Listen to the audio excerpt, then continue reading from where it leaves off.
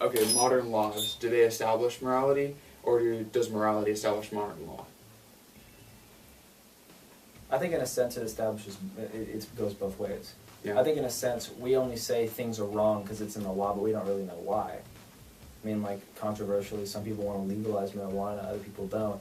But they say, well, why is it bad? Because it's against the law. They can't really give you a reason why it's wrong, and there's plenty of evidence that say it's not bad. But because it's in the law, it's considered something morally wrong to go do and smoke pot.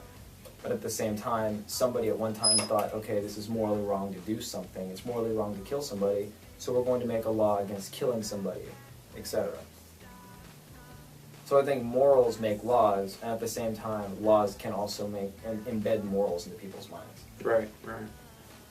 So I guess to pick something from a religion, Christianity, you have those 10 rules, the Ten Commandments? The Ten Commandments, right? And Leviticus, or Deuteronomy. Exodus, thank you. We're sure we're good. No, where were we? Okay, the book of Exodus in the Bible. Okay, so the Ten Commandments. Moses presents the people with the Ten Commandments. Do not murder, do not steal. Yeah. Assist your parents. No other God higher than you. Exactly. Yeah. What do you think about those? Aside from the fact that God, I mean, even if I believed in God, I think that you've got a tribe of people wandering the desert with really no kind of sense of law or unity. right? So I think it'd be right for him to establish, a set of laws or morals to guide the people. Say, okay, if you live within these confines, you'll be a more stable, more connected society. Okay, so you think following the laws is beneficial to the people? No. You don't think they would have figured this out on themselves, by themselves? If they had just wandered the desert for 40 years, they wouldn't have figured out a good list of codes of conduct so that they didn't kill each other off or steal from each other?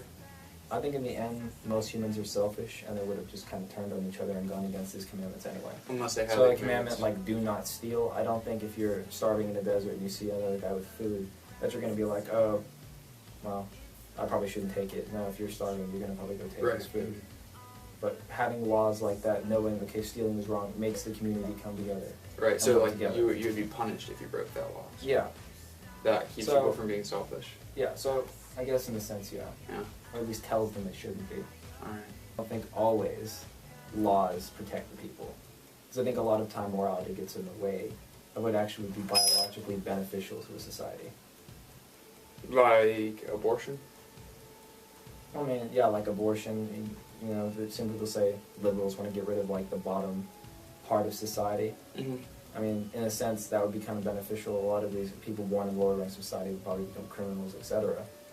But because of morals, we don't do that. So even though it's possibly could be beneficial, morally it's wrong. And that's why we don't do something that possibly would benefit our kind. Right. So I guess in that scenario, morality is creating the law, rather than law creating morality. Exactly. But again, it's not necessarily being beneficial to us. Okay. We've kind of become indoctrinated with my theory of what morality is, and that kind of drives humans. Yeah. Not exactly what is biologically or evolutionarily necessary. Mm-hmm. So for example, even though we will one day have an issue with overpopulation, we'll never have population checks or anything to lower the human population to where we're at a level where we can use resources wisely because of people like Hitler who've made that so immoral to do. So now, even though one day if that issue ever arises, we'll never do it, and humanity will most likely just die out because we will not do what's evolutionarily right. So okay, you're saying if we could have a population check, genocide, to clear out far in the future. I mean, if one day that becomes necessary, if we've got 30 if the rich billion people were the only ones able to afford to breathe air, then that wouldn't be necessary, or water. I don't. See, say the top 10%, 1%. Yeah. We're the only people who were able to afford to drink water. Then that wouldn't be necessary. But we'd have a severe drop in population.